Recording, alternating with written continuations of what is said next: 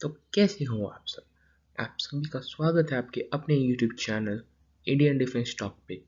आज की वीडियो में हम बात करने वाले हैं इंडियन एयरफोर्स की टॉप 10 बेस्ट एयरक्राफ्ट्स के बारे में। इंडियन एयरफोर्स 1,40,000 एक्टिव पर्सनल्स और 1850 से भी ज़्यादा एयरक्राफ्ट्स के साथ दुनिया की चौथी सबसे बड़ी एयरफोर्स है। आज की वीडियो में हम सिर्फ रैंक नहीं करेंगे एयरक्राफ्ट्स को, बल्कि उन एयरक्राफ्ट्स के पीछे की डिटेल्स को भी जानेंगे। तो उम्मीद करते हैं कि आपको हमारी आज की वीडियो से कुछ सीखने को मिले। तो फिर चलिए शुरू करते हैं। नंबर 10 पे आता है C-130J सुपर हर्क्यूलिस। इसकी maximum speed 671 kilometre per our है और इसकी मैक्सिमम रेंज 334 किलोमीटर की है। लॉकहीड मार्टिन का C-130J सुपर हर्क्यूलिस एक 4 engine turboprop military transport aircraft है। C-130J एक लौता ऐसा मॉडल है C-130 हर्क्यूलिस का जो अभी भी प्रोडक्शन में है। जुलाई 2021 तक 450 से भी ज़्यादा एयरक्राफ्ट डिलीवर किए गए थे 22 अलग अलग देशों को।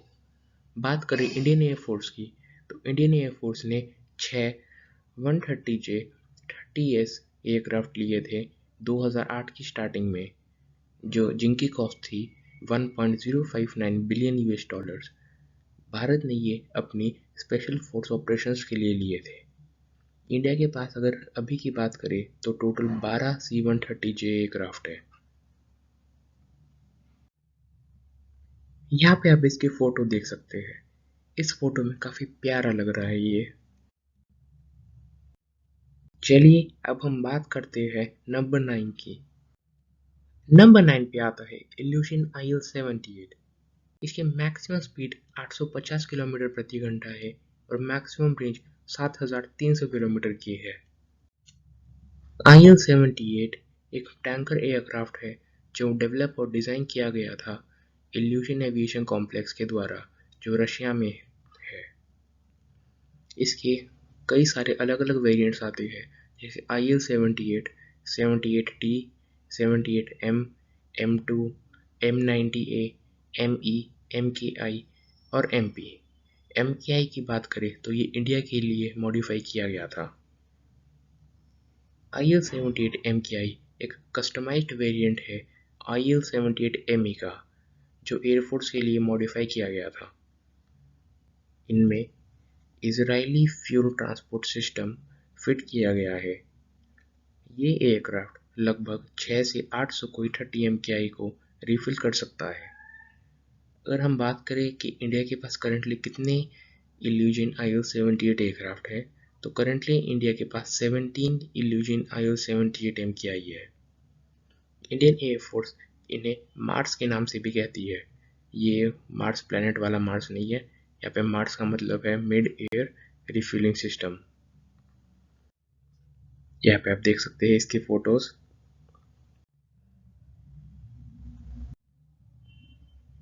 यहाँ पे आप देख सकते हैं, यहाँ पे लिखा हुआ है इसका नाम भी IL-78 MKI। तो चलिए अब हम बात करते हैं नंबर 8 की। नंबर 8 पे आता है C-17 ग्लोबमास्टर 3। ये वो एयरक्राफ्ट होगा जो सबसे अच्छा लगता है लोगों को देखने में। इसकी मैक्सिमम स्पीड की बात करें तो ये है 829 किलोमीटर पर आवर। इसकी मैक्सिमम रेंज है 10,390 किलोमीटर की। C-17 ग्लोबमास्टर 3 बोइंग द्वारा बनाया जाता है और ये लार्ज मिलिट्री ट्रांसपोर्ट एयरक्राफ्ट है।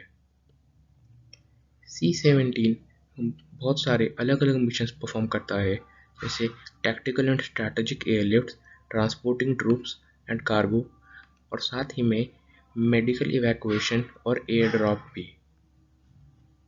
फरवरी 2011 में भारतीय वायुसेना और बोइंग ने कुछ टर्म्स पे अग्री किया था, जहाँ पे भारतीय वायुसेना 10 C-17 ऑर्डर करेगी और साथ ही में ये भी ऑप्शन रखा था कि बाद में हम 6 और भी ले सकते हैं।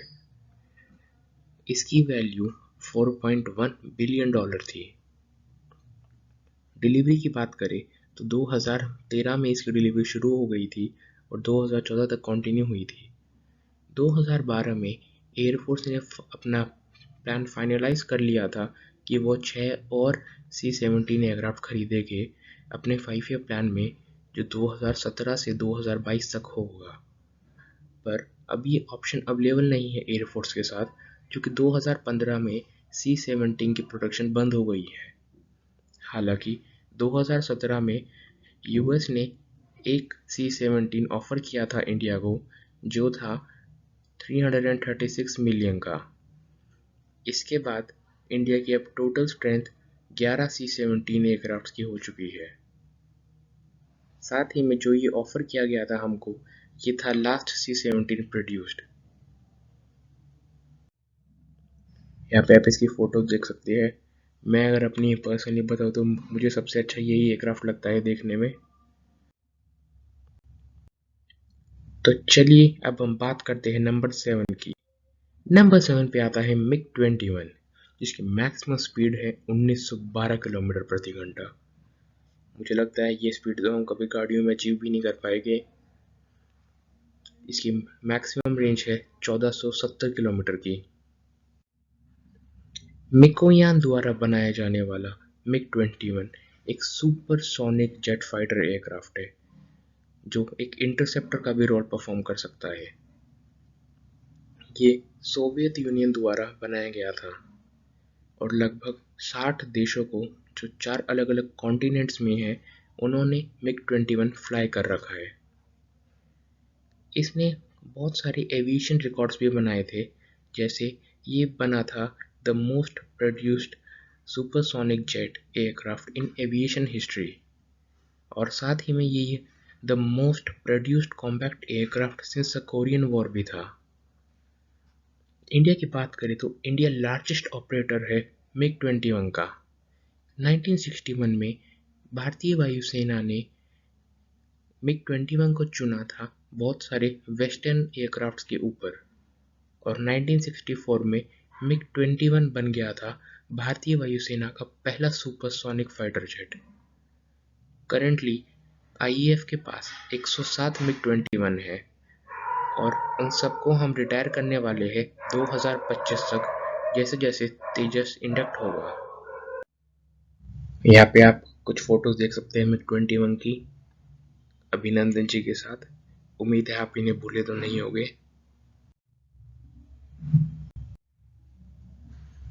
तो चलिए अब हम आगे बढ़ते। नंबर 6 पर आता है जगुआर। जगुआर की maximum speed 699 kilometre per our है। मैं तो ये सोच रहा हूँ कि अगर ये 1 किलोमीटर पर आवर की स्पीड और दे देते तो इनका क्या जाता। ये ऐसे नापतोल वाले ऑफर क्यों दे रहे 99 वाले। खैर छोड़ो, हम इनकी मैक्सिमम रेंज के बारे में बात करते हैं, जो है 3524 किलोमीटर्स की। जैगुआर एक एंग्लो फ्रेंच फाइटर जेट है। एंग्लो का मतलब आप समझ पा रहे होंगे, ये यूके को रिप्रेजेंट करता है, यूके या फिर इंग्लैंड, जो भी आप कह लो। 1978 में जैगुआर को चूज किया था भारतीय वायुसेना ने डसॉल्ट मिराज F1 और साप फिगन के ऊपर, जो एक काफ़ी लंबी और डिफ़िकल्ट इवैल्यूएशन प्रोसेस थी। इसके बाद 40 जगुआर का ऑर्डर दिया गया था, जो यूरोप में बन के आने थे वॉर्टन से, और 120 बिल्ड करता है HAL लाइसेंस के अंडर, जिसका नाम वो रखता है शमशेर। हालांकि हम में से कोई भी शायद जगुआर को शमशेर के नाम से नहीं जानता। आईएएफ यूज़ कर रही है इन एयरक्राफ्ट्स को ग्राउंड अटैक के लिए। अगर अभी की बात करें तो एयरफोर्स के पास 120 जगुआर है अपने सर्विस में। यहाँ पे आप इसकी फोटोज देख सकते हैं, ये air to ground bomb drop करते हुए। ये कलर मेरा पर्सनल फेवरेट है। तो चलिए आगे बढ़ते हैं। नंबर 5 पे आता है मिराज 2000। इसकी maximum speed 2336 kilometre per hour की है और मैक्सिमम रेंज 1550 किलोमीटर की। डसॉल्ट मिराज एक French multi role single engine fourth generation fighter aircraft है जो मैन्युफैक्चर किया जाता है डसोल्ट एविएशन के द्वारा। 600 से भी ज़्यादा मिराज बन चुके हैं और 9 अलग-अलग देशों को अपनी सर्विस दे रहे हैं। अक्टूबर 1982 में हमारे देश ने ऑर्डर प्लेस किया था 36 सिंगल सीट मिराज 2000 एचएस का और 4 ट्विन सीट मिराज 2000 टीएचएस का। यहाँ पे एच स्टैंड्स फॉर हिंदुस्तान, जैसे आपने देखा था कि IL-78 में MKI था, ऐसे यहाँ पे एच लगा दिया गया है, और TH क्योंकि ये ट्विन सीट वाला वेरिएंट था। और साथ ही में 2004 में दसौर का ऑर्डर दिया गया था। वैसे मैं आपको एक स्टोरी बताना चाहूँगा इसके पीछे। 1980 के आसपास पाकिस्तान ने अमेरिका से F-16 खरीदा था। उसी को काउंटर करने के लिए एयरफोर्स ने गवर्नमेंट को अप्रोच किया कि हमें भी कोई एयरक्राफ्ट लेना चाहिए, क्योंकि हमारे बाकी के जो मिग एयरक्राफ्ट थे वो F-16 के स्टैंडर्ड के नहीं थे। तो पाकिस्तान को काउंटर करने के लिए ही मिराज 2000 लिए गए थे। अभी की बात करें तो इंडिया के पास 49 मिराज 2000 एयरक्राफ्ट है। वैसे आपको पता ही होगा कि बालाकोट एयर स्ट्राइक में भी मिराज 2000 यूज हुए थे। यहाँ पे आप इनकी फोटोज दे सकते हैं। इसमें एयर टू एयर रिफ्यूलिंग का भी ऑप्शन है। तो चलिए अब हम बात करते हैं नंबर 4 की, जो है आप सबका चहीता HAL तेजस। तेजस की मैक्सिमम स्पीड 2205 किलोमीटर प्रति घंटा की है और मैक्सिमम रेंज 1700 किलोमीटर की। HAL तेजस एक Indian single engine delta wing multi role light fighter aircraft है जो ADA और HAL ने मिलकर डिज़ाइन किया है। डेल्टा विंग का मतलब मैं आपको यहाँ पे बताना चाहूँगा। इसका मतलब कि जो इसके विंग्स का डिज़ाइन है वो ऐसे एक ट्रायंगल की शेप के जैसा है। आगे फोटोज में भी दिखा दूंगा मैं आपको। तेजस सेकंड सुपरसोनिक फाइटर एयरक्राफ्ट है जो HAL ने डेवलप किया है। पहले आपको पता ही होगा कि HAL मरूफ था। इसके बारे में अगर आप नहीं जानते तो मुझे कमेंट्स में बता सकते हैं, मैं इस पर भी एक वीडियो बना दूंगा। तेजस MK1A का प्रोडक्शन 2016 में शुरू हो गया था। एयरफोर्स का प्लान है कि वो 324 एयरक्राफ्ट लेगी, जिसमें तेजस के तीनों वेरिएंट्स होंगे, MK1, MK1A और MK2। MK1 और MK1A में मैंने पहले ही एक कंपैरिजन बना रखा है, आप चाहे तो वो जाके भी देख सकते हैं इस वीडियो के बाद। एयरफोर्स ने 40 MK1 का ऑर्डर और 83 तेजस MK1A का ऑर्डर दे रखा है। तेजस MK2 एक्सपेक्टेड है कि 2026-27 तक प्रोडक्शन में आ जाएगा। करेंटली बात करें तो इंडिया के पास 22 तेजस MK1 है। यहाँ पे आप इसकी फोटो भी दे सकते हैं तेजस की। ये देखिए आपको दिख रही है ट्रायंगल शेप विंग्स का, ये दिखाना चाहता था मैं आपको डेल्टा विंग से। ये मतलब होता है डेल्टा विंग का। ये देखिए इस वाली फोटो में दिख रहा होगा आपको ट्रायंगल डिज़ाइन। इससे क्या होता है कि इस एयरक्राफ्ट की ज़्यादा मैन्यूवरेबिलिटी हो जाती है, मतलब उसे मैन्यूवर करने में आसान होगा। चलिए अब बात करते हैं नंबर 3 की। नंबर 3 पे आता है मिकोयान का MiG-29। MiG-29 की मैक्सिमम स्पीड 2400 किलोमीटर की है और मैक्सिमम रेंज 1430 किलोमीटर की। MiG-29 मिकोयान द्वारा बनाया गया था। ये एक ट्विन इंजन फाइटर जेट था जो डिज़ाइन किया गया था सोवियत यूनियन के द्वारा। सोवियत यूनियन के टूटने के बाद ही रशिया बना था, ये तो आपको पता ही होगा। इंडिया की बात करें तो इंडिया सबसे पहला इंटरनेशनल कस्टमर था MiG-29 का। इंडियन एयरफोर्स ने 66 से भी ज़्यादा MiG-29 के ऑर्डर दिए थे 1980s में। जब से MiG-29 इंडक्ट हुआ है एयरफोर्स में 1985 से, तब से इसमें बहुत सारी मॉडिफिकेशंस कराई गई है एयरफोर्स के द्वारा अपने ज़रूरतों के अनुसार। जैसे इसमें नए एवियोनिक्स लगाए गए, नए सब सिस्टम, नए टर्बोफैन इंजन और रडार्स।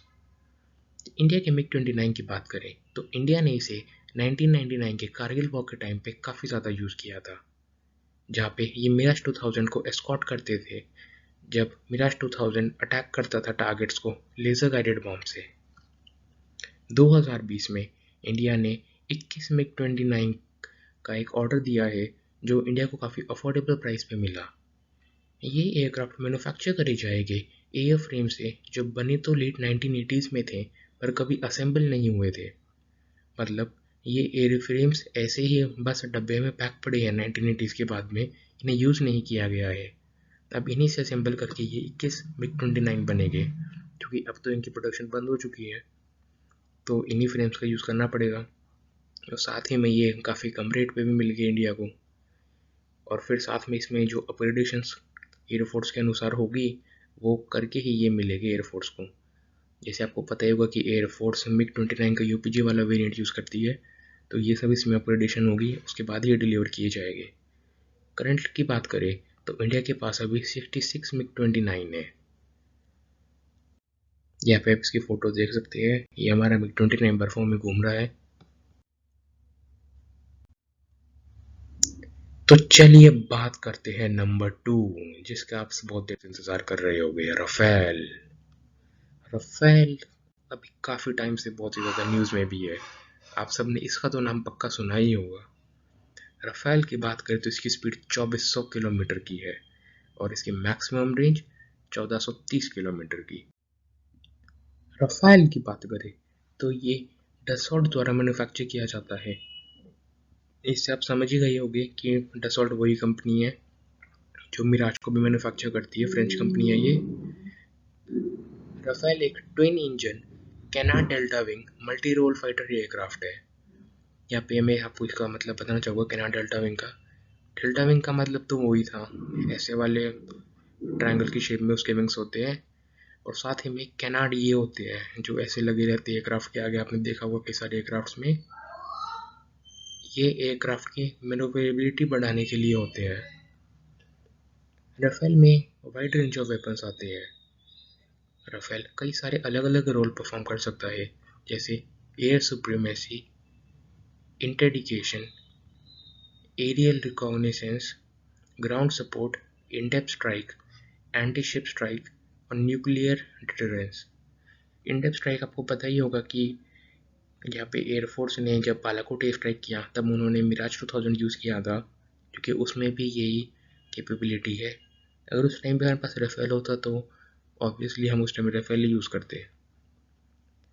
बात करें कि अप्रैल 2015 में जब हमारे prime minister Narendra Modi Paris के विजिट पर गए थे, वहाँ से 36 राफेल की डील की बात होनी शुरू हुई थी।